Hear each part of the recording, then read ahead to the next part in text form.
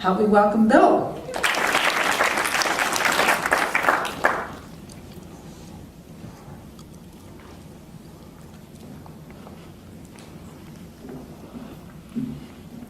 How's everybody doing? You traitor! Bill Landauer's book is full of lies!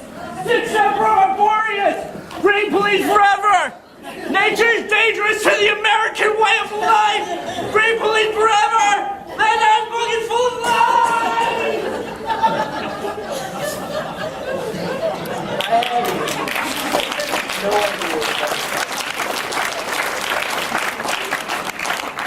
One thing I can guarantee you though is that was not planned. I haven't done one of these since 2006, so you guys are in for a treat. I'd like to thank Wilkes University and Bonnie Culver and Mike Lennon and Kaylee Jones, of course. I would shout her name from the highest mountaintop. Without Kaylee, I wouldn't have a chance to do any of this. So, thank you. I'm going to read from my book, We Are All Crew. And this is a chapter that happens about 2/3 of the way through the book.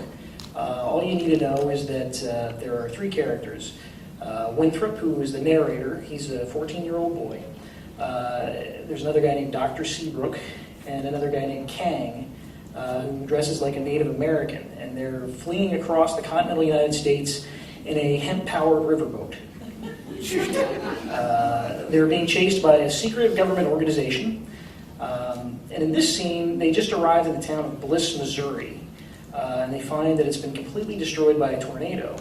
And they think the whole town is abandoned. They don't think there's anybody there until three people kind of crawl out of the rubble.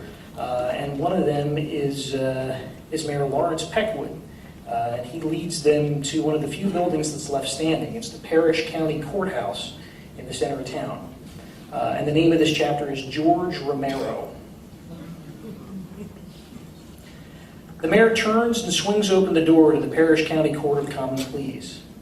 Inside, staining wood benches stretch across the room, parted by a narrow aisle. At the front, a mahogany desk towers, and a smaller one, a witness stand, stands next to it. Latin phrases are etched into the wooden trim just beneath the ceiling. Light streams into the room from the windows behind the desks. Everywhere, lying on the benches, milling in the aisles, seated atop the judge's bench and sprawled on the tables are people. Some sleep splayed across the seats and floor like they fainted. Others sit cross-legged and slurp cold Campbell's tomato soup from the can or munch dry ramen noodles. Children sit looking at nothing in particular, their fuchsia-colored eyes motionless as if they're waiting for something a long way off. The men have beards. The women are disheveled, and those who wear makeup have acquired a crusty shell or a bright sheen. All have red-rimmed eyes. The blast of warmth from the room feels like someone turned on a heater. Sweat hangs rancid in the air, and the only noise, since everyone sits nearly motionless and no one speaks, is the loud buzzing of flies. "We can fit about 300 in here," Peckwood says, weaving between the prostrate forms. Glancing over his shoulder, he gives us a yellow-toothed smile. "The rest we got put up in the municipal offices and in the hallways in the back. Things are a lot better now that we got the store owners to agree to move their stock here. Since the storm, the supply chain's been cut off, but y'all got through, so maybe that's changing." We step over and around the people who don't seem to notice we're there. I trip over a little girl curled at the feet of a woman who is sitting on a bench near the front of the courtroom, staring into space. My head strikes the woman on the ribcage, and I nearly throw her to the floor. I struggle to push off of her, but in doing so, pull myself up so that I'm sitting in her lap. The woman doesn't move. She continues to stare, jaw dangling, red eyes film-covered and dazed. She doesn't look at me. "Excuse me," I say. The woman continues to stare. "Holy shit," I say to myself. "This is some horrifying stuff. This is Major League George Romero." Without changing her expression, the woman's mouth begins to move. She whispers, "George Romero. George Romero was the writer and director of Night of the Living Dead.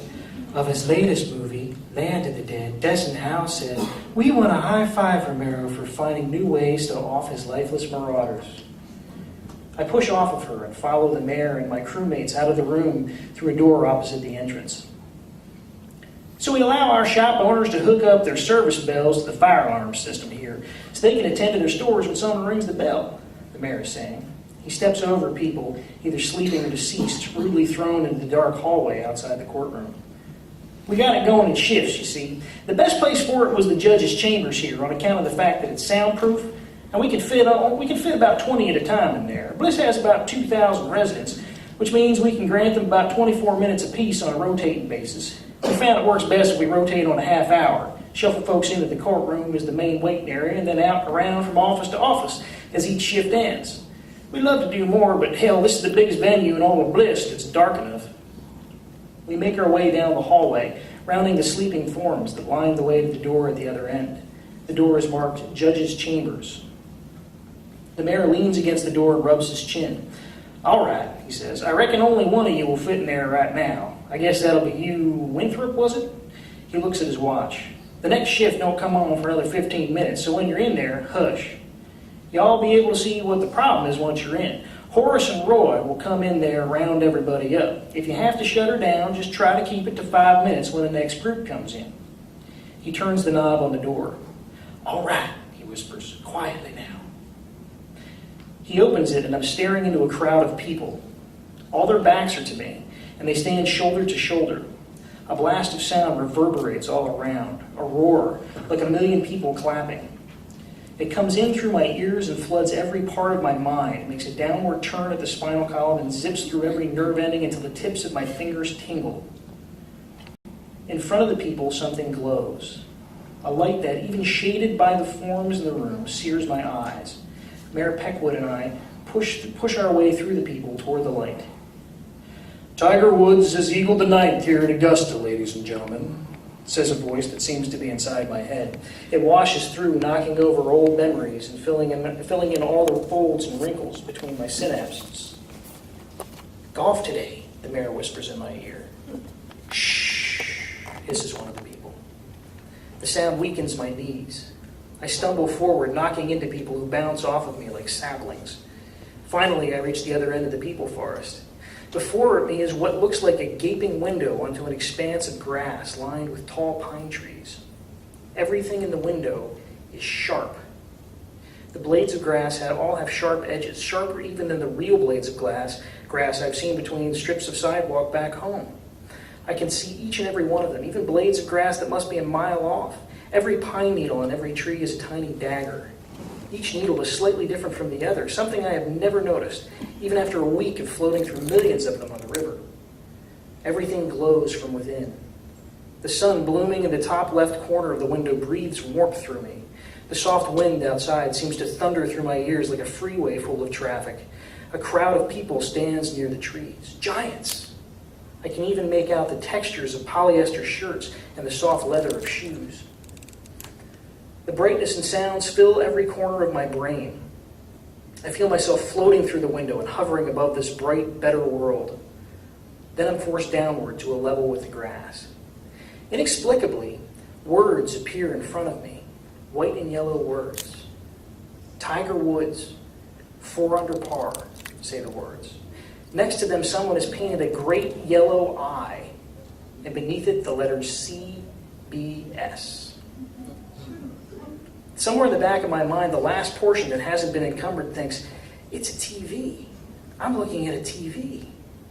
And then that last untouched crevasse of my brain is filled with sound and light. Suddenly the image shakes and wiggles for less than a second as the victim of a power surge. See there, someone whispers. The mayor again. That's the problem. That's what we need you to fix. The screen goes dark and the lights come on. All right, it's Roy's voice. 24 minutes, move on to conference room B down the hall. The crowd lets out a groan and shuffles out the door. The mayor and I are alone. Now that the sound and light are gone, I feel hollow. Every part of me is empty. I ache like I'd carried an entire pallet of hemp up from the hold. I look at the window, wanting more. It's about the size of a small billboard, an inch in width. The residents of Bliss hung the screen on the oak-paneled wall of some local judge's office. Sound comes from an oblong set of speakers that stand on the floor beneath the screen. What the hell is it? I manage. The mayor frowns. The flicker, you mean? We were hoping you could tell us. Started about a month ago. Sam Cook, our local TV repairman, can't remember enough to even take a gander at the darn thing. So we remained hopeful one of y'all would come along. Been handling these mega high-def things long? What? Mega high-def TVs. Ours is just a prototype, from my understanding. Has there been many changes in the past 6 months to these babies? I stare at a kid with grungy hair and a torn-up turtleneck and realize it's my reflection in the black, shiny screen. The reflection of my hand rises to meet me.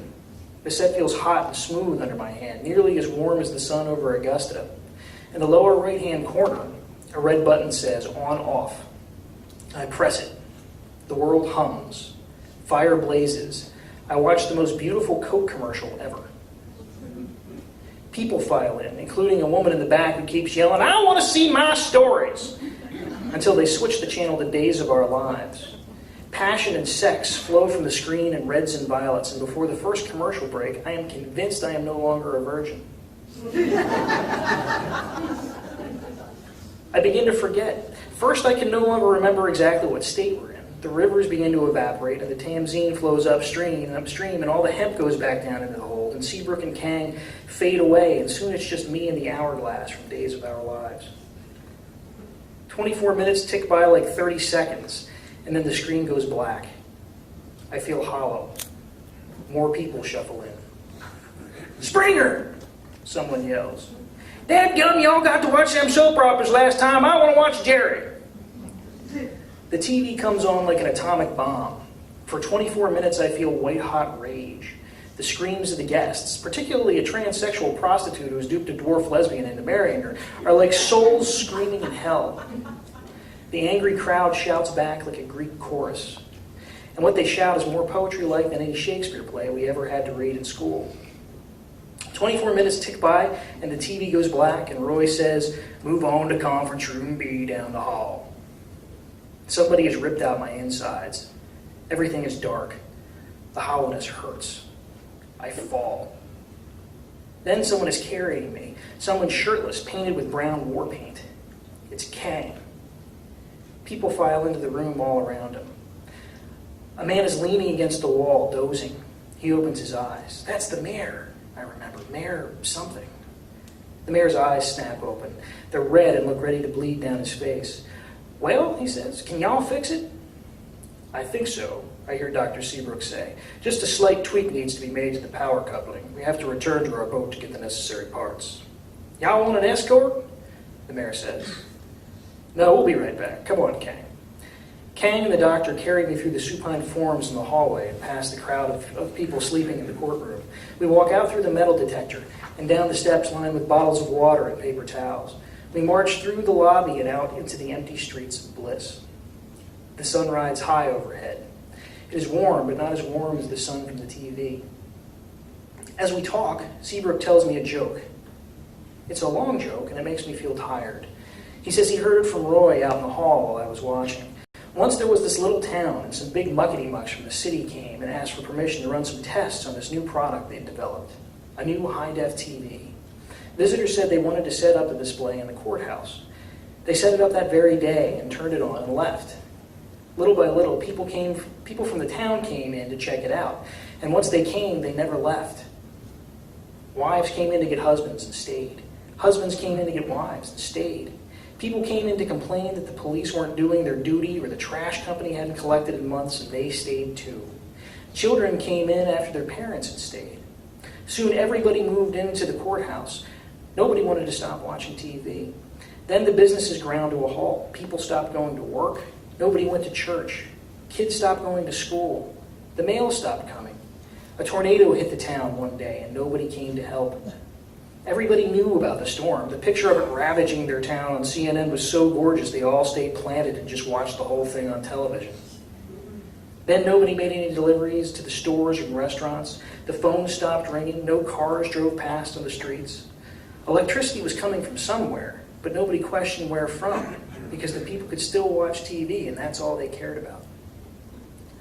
If they have electricity, somebody is providing it. It's an experiment. Seabrook talks until we get back to the Tamzine and set sail again, but I don't care. Everything looks dull and gray and boring. It would all look so much better on that huge flat screen, high-def TV.